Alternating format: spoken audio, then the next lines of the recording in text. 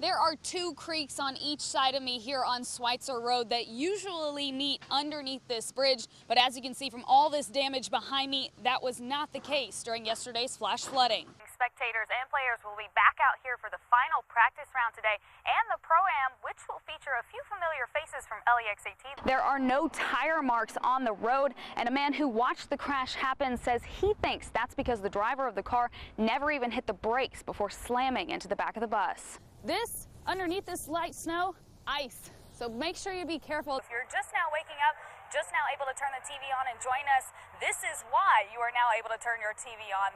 Via Chris, multiple police crews is an understatement. Really, we've been moved further away from the scene right now. You see this little green right here? That's a traffic light, and it's really close to the ground. It's about my height right now, that heavy snow falling on top of the line and on top of the light, really weighing it down this morning. I tell you what, we are at the start line. It is just a few minutes past 5 o'clock, and it is already hot out here. It has also become a very emotional scene here this morning, as it appears that loved ones, potentially even family members of this victim, have started to arrive. Many people may think that a mask is all a firefighter needs to protect themselves from contaminants. Very scary night, I imagine, for those who woke up in the middle of the night to that UK alert on their phones saying there were shots fired near campus. Making a budget. We should all learn this. Well, Chris Haley, take a look. All this rain is what's complicating their preparations. Normally, they would have already sent out salt trucks to pre-treat the roads. Many people may not know this face, but the city of Russellville and sculptor Amanda Matthews are working to change that. She was amazing at telling other people's stories and being involved in journalism and civil rights, but her accomplishments aren't widely known like they should be. This is the face of Russellville native Alice Dunnigan, and Matthews, along with her husband Brad Connell, were asked to turn it into a bronze statue. She is exactly the type of woman that I like to honor with my work. Originally, the statue was going to be unveiled there this fall, but that has been pushed back a year because Matthews got an invitation from the museum in Washington, D.C. I couldn't breathe. After her initial shock wore off, Matthews says she realized how perfect the placement would be. It is such a fitting tribute to her for the sculpture to be going to Washington, D.C. on Pennsylvania Avenue, literally between the White House and the Capitol. Matthews says she's even more honored now that the statue of Dunnigan will be seen by young girls and minorities from all over the world. She should be a hero. She really should. Covering the news in Lexington, Tiffany Jackson, LEX 18 News.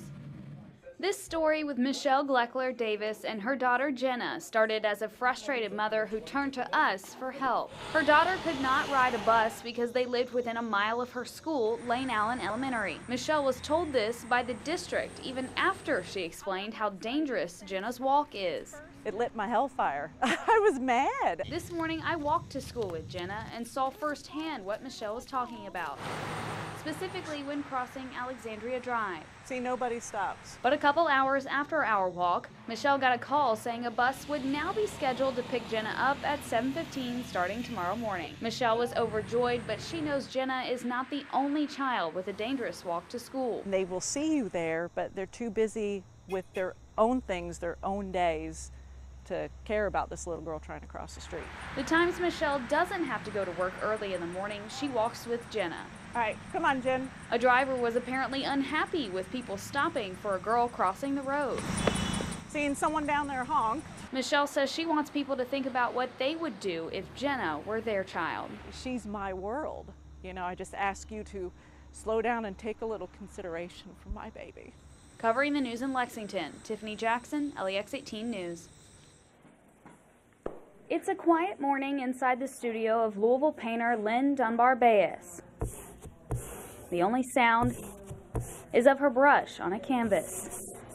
As she mixes colors in silence and moves unhurried through her workspace, the scene in her mind could not be more different. And the dream comes true! Always Dreaming has won the Kentucky Derby! The excitement, the fun, and the vibrant colors of the first Saturday in May fill her head as inspiration for the official art of the Kentucky Derby. It's one of my most favorite times of the year.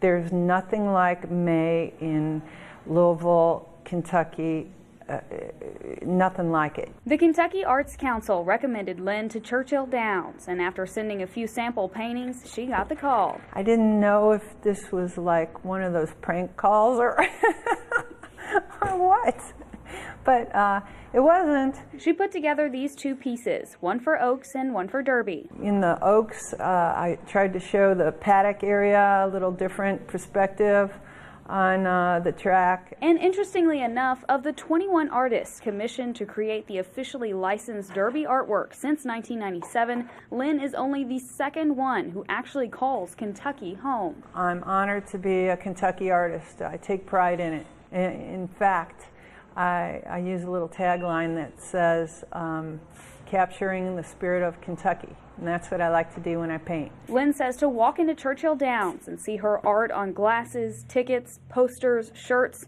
is a dream come true. In the past, Peter Max, you know, I love him. This is years and years ago. He did the tickets, and I always thought, wow, that would be really cool to do something like that. And I got to do it. So it's like if you visualize things, they can happen. And I'm thankful to God every day. A rush hour nightmare. One of Lexington's busiest roads completely shut down after a messy accident. With traffic backing up and a semi carrying that type of load, I think traffic suddenly comes to a stop, and that might have been an issue at the time. This waste truck flipped over on its side, hitting two other cars on the way. Once first responders realized no one was hurt in the accident, their focus shifted. We immediately tried to control the diesel fuel leak. I think we're leaking probably about 50 gallons at this time. PECO emergency response crews helped control and clean this spill. Then it was time to tackle this. Now, earlier today, these tension cables were kind of a nuisance during the cleanup process. The truck was tangled up in them, so crews had to take care of those lines before they could even get to the truck. But this morning, when the accident happened, these cables did their job, potentially saving lives. They kept the semi from going all the way across the road. If he goes all the way across the road, there's going to be more vehicles involved, and these tension lines really did the job that they're supposed to do this morning. Covering the news in Lexington, Tiffany Jackson, LEX 18 News.